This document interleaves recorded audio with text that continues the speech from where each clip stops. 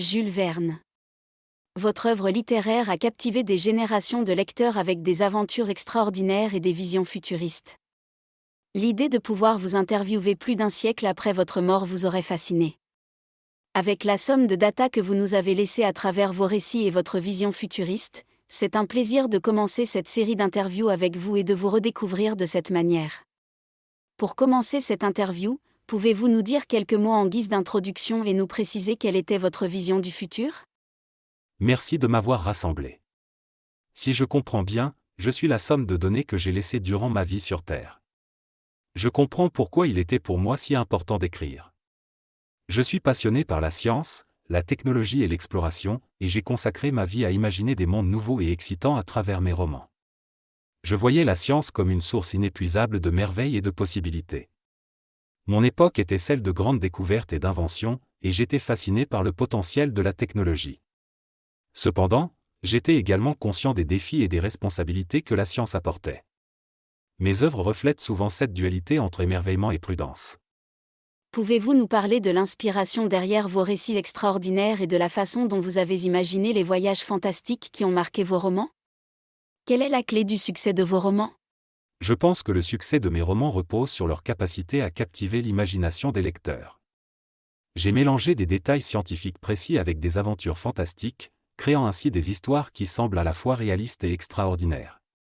Mon objectif a toujours été de divertir tout en éduquant, d'ouvrir les esprits sur les possibilités du futur. Quel message espériez-vous transmettre à travers vos œuvres ? Mon message était celui de l'espoir et de l'optimisme, face au progrès de l'humanité. Je voulais montrer que, malgré les obstacles et les dangers, l'esprit humain peut triompher grâce à l'ingéniosité, la curiosité et le courage. Mes histoires sont des célébrations de l'aventure humaine, tant physique que mentale. Monsieur Verne. Comment vos voyages ont-ils influencé votre écriture ? Les voyages. Bien que je n'ai pas beaucoup voyagé physiquement, j'ai toujours été un grand voyageur dans l'âme. Mon imagination m'a permis de parcourir le monde et au-delà. J'ai lu énormément, sur différentes cultures et découvertes scientifiques. Cela a nourri mes récits. Mes romans sont un reflet de cette passion pour l'exploration et l'aventure. Jules Verne. Plus d'un siècle nous sépare. Parlez-nous de votre enfance et de votre famille. Je suis né le 8 février 1828 à Nantes, en France, dans une famille bourgeoise. Mon père, Pierre Verne, était un avocat respecté. Ma mère, Sophie Alotte de la Fuye, venait d'une famille d'armateurs.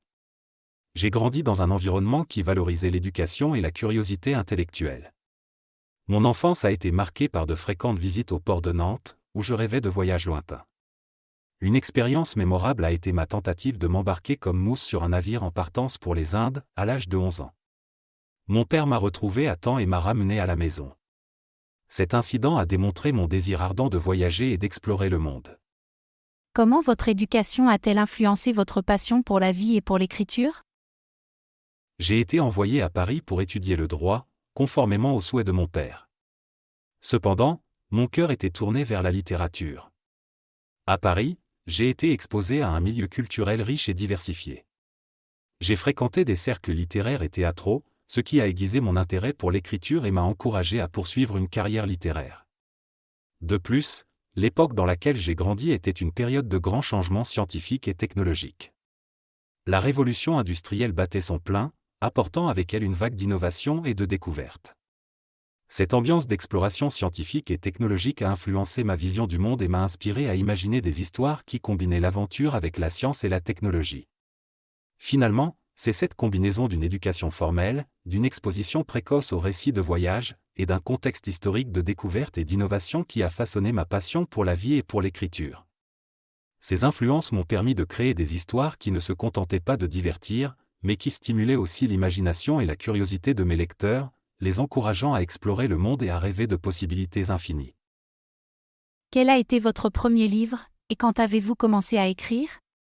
Mon premier livre fut « 5 semaines en ballon », qui a été publié en 1863. Cependant, mon parcours d'écriture a commencé bien avant cette date.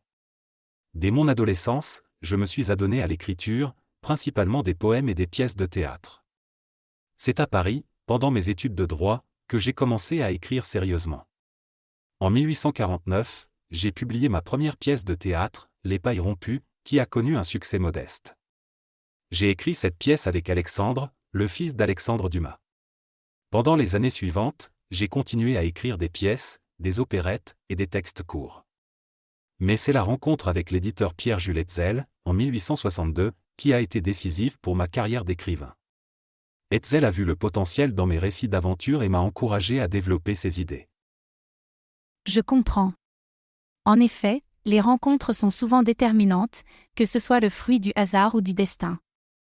Pouvez-vous nous décrire les circonstances de votre rencontre avec M. Hetzel ? J'ai fait la connaissance de Pierre-Jules Hetzel, grâce à une lettre de recommandation rédigée par l'éminent écrivain, Alexandre Dumas, père. Cela m'inspire. Je pense qu'il serait fascinant d'envisager une entrevue avec la famille Dumas père et fils.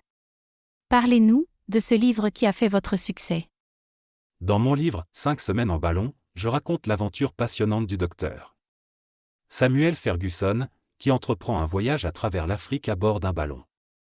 C'est une œuvre qui illustre mon intérêt pour la science et l'exploration.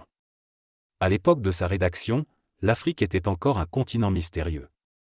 L'idée de survoler ces paysages inexplorés avec un ballon était un rêve audacieux. La notion de voyage est omniprésente dans votre œuvre. Oui. Pour moi, le voyage n'est pas seulement un déplacement physique, c'est une exploration de l'inconnu. Un défi aux limites de notre monde et de notre compréhension. Dans « Le Tour du monde en 80 jours », par exemple, le voyage est à la fois littéral et symbolique. Il représente l'esprit de l'ère industrielle, l'ambition humaine de conquérir le temps et l'espace grâce à la technologie. Phileas Fogg, le protagoniste, ne cherche pas seulement à gagner un pari, il incarne la curiosité et la détermination humaine. De même, dans 20 000 lieues sous les mers, le voyage sous-marin du Nautilus est une exploration des profondeurs océaniques, un territoire alors aussi mystérieux et inexploré que l'espace lointain. Le capitaine Nemo, à travers ce voyage, cherche à s'échapper des contraintes de la société et à explorer un monde libre des conflits humains.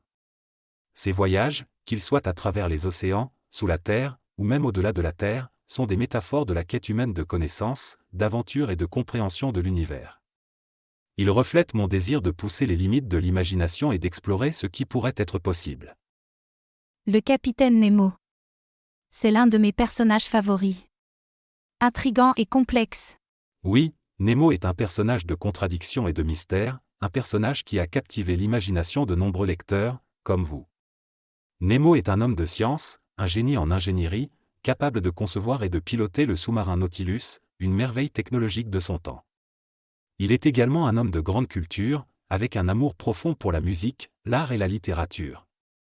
Cependant, c'est aussi un homme brisé, tourmenté par son passé, qui a choisi de se retirer de la société et de vivre sous les mers.